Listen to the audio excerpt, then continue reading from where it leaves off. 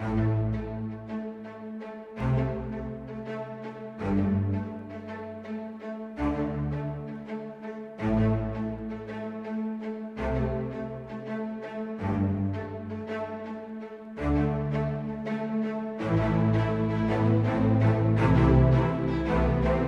Friends, welcome to our life style diaries. ఈరోజు నేను కోటప్పకొండ గురించి కొన్ని విషయాలు మీతో షేర్ చేసుకోబోతున్నాను. గుంటూరు డిస్టిక్లో కోటప్పకొండ అనే ప్లేస్ ఎవరికి తెలియకుండా ఉండదు. ఈ కోటప్పకొండ చరిత్ర చాలామందికి తెలిసి ఉండదు. మేబీ మన అమ్మ నాన్న జనరేషన్ వరకు చరిత్ర తెలిసి ఉండొచ్చు, బట్ మన జనరేషన్ వాళ్ళకి తెలిసి ఉండదు. మేము కోటప్పకొండలో మొక్కు తీర్చుకోవాలని మెట్ల దారి ద్వారా వెళ్తున్నాము. అలా మెట్లెక్కుతూ ఈ కోటప్పకొండ ఇంకా ఇక్కడ ఉండే శివుని చరిత్ర చెప్పుకుందాము. మెట్లదారి స్టార్టింగ్లో ఇలా గణపతి స్వామి టెంపుల్ అనేది ఉంది. ముందు ఆయన్ని దర్శించుకొని మేము ఆ మెట్లదారిని స్టార్ట్ చేసుకున్నాము. ఫస్ట్ అసలు కోటప్పకొండలో ఉన్న శివుడు స్వయంభువా లేదా ప్రతిష్ట మీకు తెలిస్తే ఈలోపు కమెంట్ బాక్స్లో కమెంట్ చేయండి. లాస్ట్లో దీని గురించి మనం డిస్కస్ చేద్దాము. ఇంకా చరిత్ర విషయానికి వస్తే కోటప్పకొండ టెంపుల్ చరిత్ర కొన్ని శతాబ్దాలు, అదేనండి ఎన్నో ఇయర్స్గా చెప్పుకుంటున్న చరిత్రే. ఈ కోటప్పకొండని త్రికూటేశ్వర స్వామి దేవాలయంగా కూడా పిలుస్తారంట. 3 శిఖరాలతో, అదేనండి 3 హిల్స్తో కొండపై వెలిశారు కాబట్టి త్రికూట పర్వతం అని కూడా అంటారంట. యాక్చువల్లీ కోటప్పకొండని ఇన్ని నేమ్స్తో పిలుస్తారని నాకు ఇప్పుడే తెలిసిందండి. నాకు ఇంతకు ముందు తెలిసిన విషయాలు ఏంటి అంటే కోటప్పకొండ శివుని గుడి, మహిమగల గుడి, అంతే. త్రికూట పర్వతం, త్రికూటేశ్వర స్వామి అన్నది తెలీదు. నాకు తెలిసి చాలామందికి కూడా తెలిసి ఉండదు ఈ జనరేషన్ వాళ్ళకి. అసలు త్రికూట అనే నేమ్ ఎందుకు వచ్చిందంటే త్రికూట అనే ఋషి తీవ్ర తపస్సు చేశారంట. ఆయన భక్తికి మెచ్చి శివుడు త్రికూటేశ్వర స్వామిగా దర్శించారంట. అదేనండి బ్రహ్మ విష్ణు మహేశ్వర రూపంలో ఆయన దర్శించారంట. అందుకే ఈ ప్లేస్కి త్రికూట పర్వతం అనే పేరు కూడా వచ్చింది. గుడికి వెళ్ళే ముందు ఇలా కొండపైన 3 కొండలుగా ఉంటాయన్న విషయం నాకు తెలియదండి. వెళ్ళొచ్చిన తర్వాత ఇవేనా 3 కొండలు అని చెప్పి చాలా క్లియర్గా చూసుకున్నాను.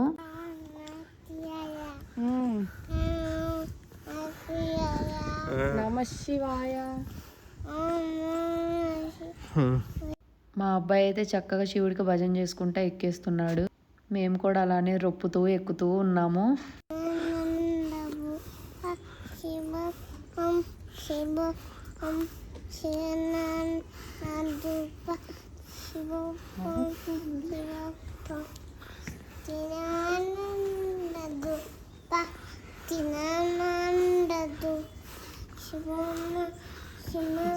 చక్కగా మా బాబాయ్ ఇలా పాటలు పాడుతూ మమ్మల్ని ఎంటర్టైన్ చేస్తూ అలా ఎక్కేసాము. పైన నుంచి వ్యూ చూస్తే ఇలా ఉంది. అన్ని చెట్లుగా గ్రీనరీగా చాలా బాగుంది. వెళ్ళే దారిలో కూడా కోతులు కూడా చాలా ఎక్కువ ఉన్నాయండి. పాపం వాటి పని అవి చేసుకున్నాయి, పెద్దగా ఎవరిని కదిలించలేదు. సో మేము కూడా ప్రశాంతంగా వాటిని కదిలికుండా పైకి వెళ్ళిపోయాము. నేను స్టార్టింగ్లో మిమ్మల్ని క్వశ్చన్ అడుగుదాం అనుకొని మర్చిపోయాను. త్రికూట పర్వతం అని చెప్పి 1, 2, 3 అని 3 కొండల్ని చూపించాను కదండి. నేను చూపించింది నిజంగానే త్రికూట పర్వతమా కాదా అని డౌట్ నాకు కూడా ఉంది. అది నిజమైతే అవునైతే అవునని కమెంట్ చేయండి, కాదు అయితే కాదని కమెంట్ చేయండి. ఫైనల్లీ మెట్ల దారి కంప్లీట్ అవ్వబోతుంది. ఇలా మెట్ల దారిలో వెళ్ళటం ద్వారా మనం శివుని కంటే ముందు ఆనందవల్లి అమ్మవారు అనేవారిని మనం దర్శించుకుంటాము. దీనికి కూడా ఒక ఇంట్రెస్టింగ్ స్టోరీ ఉందండి. దీని గురించి మోస్ట్లీ అందరికీ తెలిసే ఉంటుంది, ఎందుకంటే గుడిలో నీట్గా చరిత్ర అంతా పెట్టేశారు. రాత రూపంలో ఇంకా బొమ్మల రూపంలో నీట్గా పెట్టారు. చిన్నగా షార్ట్కట్లో నేను చెప్పేస్తాను. ఆనందవల్లి అమ్మవారు శివునికి చాలా మంచి భక్తురాలన్నమాట. ఆమె రోజు ఇలా కింద నుంచి కొండపైకి వచ్చి ఆయనకు సేవలు చేసుకొని వెళ్ళేవాళ్ళంట.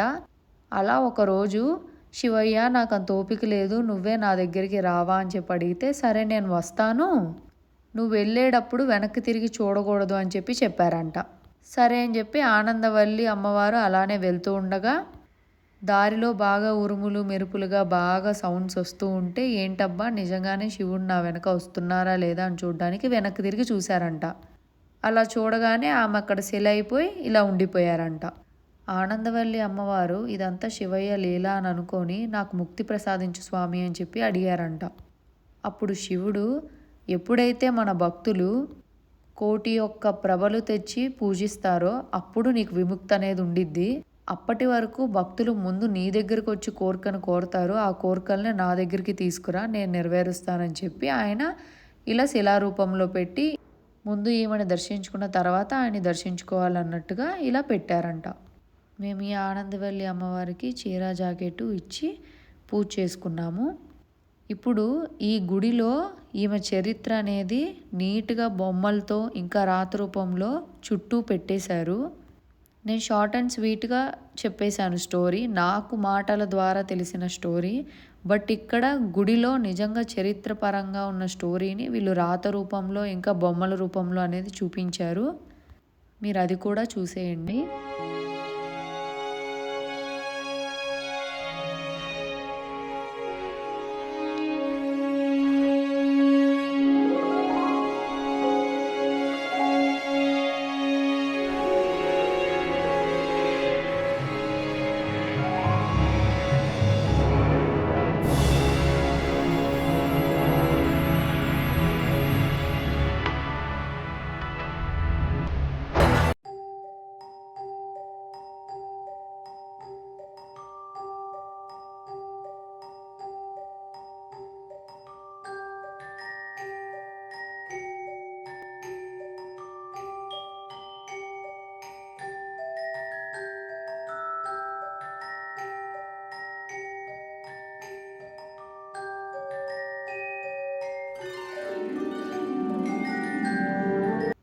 చూశారు కదండి చరిత్ర ఎంత నీట్గా రాశారో.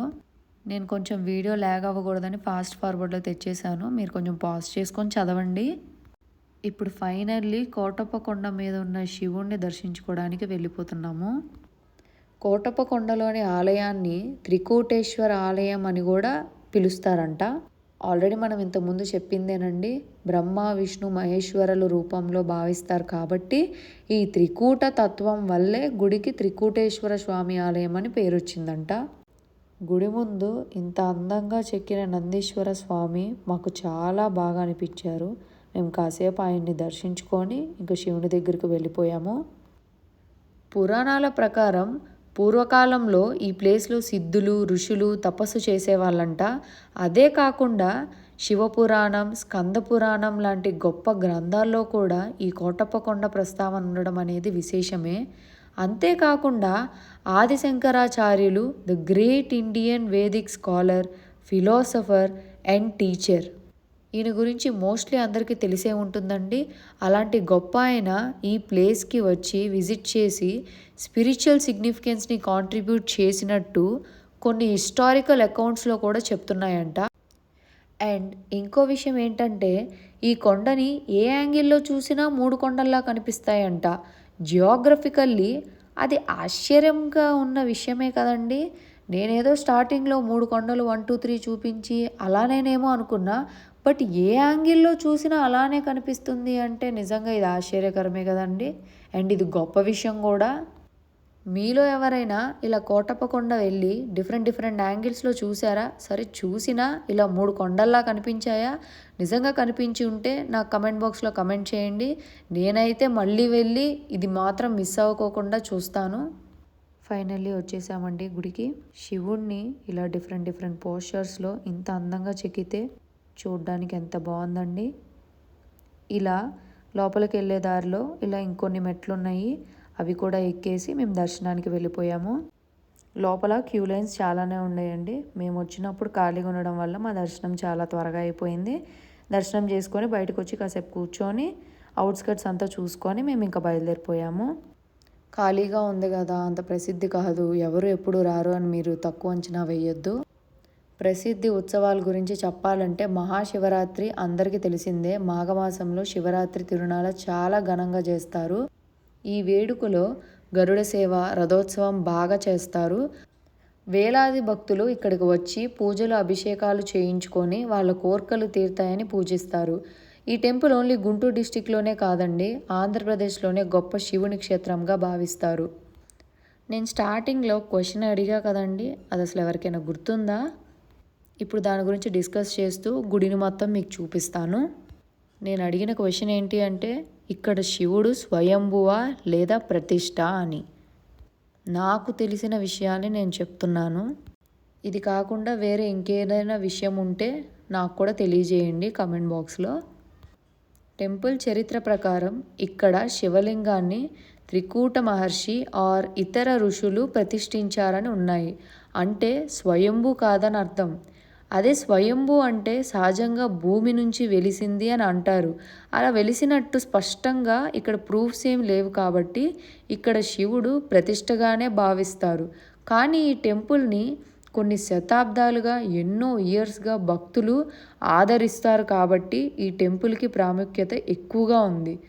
సో ఇప్పుడు ప్రతిష్ట అని తేలిపోయింది కదా, ఇంతకీ దీనిని ఎలా ప్రతిష్ఠించారు అంటే మన సౌత్ ఇండియన్ స్టైల్లో హిందూయిజంకి దగ్గరగా collection of traditions, religions, rituals అన్నిటికీ దగ్గరగా ప్రతిష్ఠించారు. అండ్ ఇప్పుడు ఈ 2024లో అయితే టెంపుల్ని మోడర్నైజేషన్ చేశారండి.